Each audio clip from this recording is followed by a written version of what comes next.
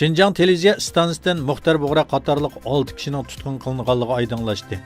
İjtimoiy taratqularda tarqitilgan tutqundagi Uyg'ur ziyolilari tizimligida Şinjan televiziya stansiyasining davlatlik birinchi darajalik rejissyori, atoqli shoir Muxtar Bug'ra, rejissyor Mahmudjon Sidiq va texnik Ahmadjon Matrozning ismlari o'rin olgan edi. Erkin Osiyo radio stansiyasining xabariga qaraganda, Şinjan televiziya stansiyasining xodimlaridan Abdulaziz Zaydon, yosh riyosatchi Zulfiqor va yana bir qism ovoz artistlarining tutqun qilinganligi ma'lum bo'ldi.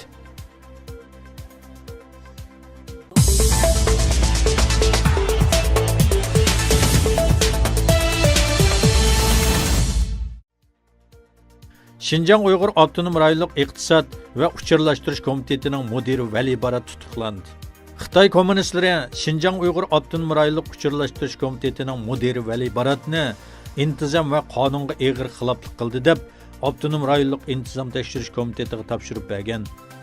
Vali Barat 1962-yili 6 oyda tug'ilgan. 1995-yili partiya maktab iqtisod tadqiqot fakultetining muavin mudiri, orqadan mudiri bo'lgan. 2012-yildan boshlab Avtonom rayonluq tashviqot bo'limining muavin boshlig'i, Pedagogika universitetining mudiri bo'lgan.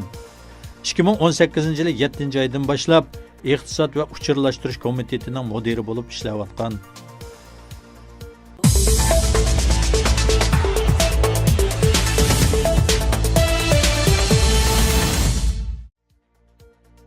Qozog'iston garajdoni Sadirjon Oyipov 2016-yili Sharqi Turkistonlik Muyassar Muqtedam bilan to'y qilgan bo'lib, 2016-yili pasportining vaqti to'shib, uzartish uchun vatanga qaytganda atalmish jazo lageriga tutqilinib, hozirgacha qo'yib berilmagan.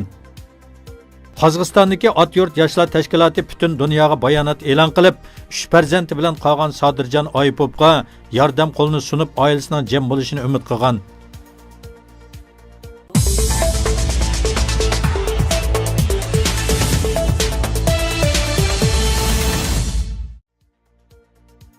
Dunyoning diqqatini tortgan 20 davlat rahbarlar yig'ini Argentinaning poytaxti Buenos Airesda ochildi.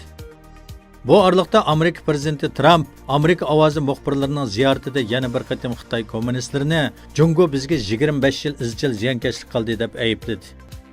Trump va Xi Jinping 1-dekabr kechda ziyofatdan keyin suhbat etmoqchi. Ikki tarafning urush to'xtatish kelishimini tuzalishi har sohaning diqqatini qo'zg'amoqda. Xitoyning adil bo'lmagan savdo harakatini o'zgartirish uchun Amerika Xitoyning 250 million qimmatidagi tovarga tamojna beji qo'ygan.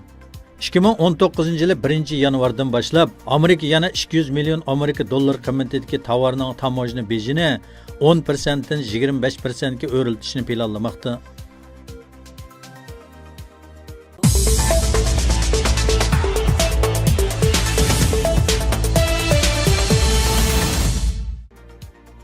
noyabr Ukraina prezidenti Polshenko ijtimoiy aloqa axborot vositalarida urush mazgilida Ukraina 16 yoshdan 60 yoshgacha bo'lgan rus erlarining chegaradan kirishni cheklaydiganligini jakkaladi. Bu talabni Ukraina davlat chegara mudofaa ministrining boshlig'i Petr Chijikar prezidentning ochgan yig'inida o'tirg'i qo'ygan.